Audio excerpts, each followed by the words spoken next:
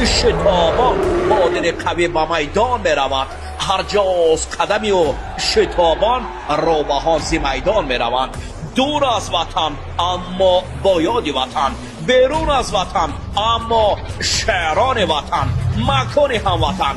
کلوب ورزشی تاجلیان مکان رزمکاران ما. تیم نعیم ایممه رابطه کلوب را هموطن ما نعیم به عهده دارد. حالا شهر سمر و آینده در گوشه و کنار روسیه حرکت دست پروران کلوب بارها زیر لوای تاجیکستان برآمد کرده ظفریاب گشتند.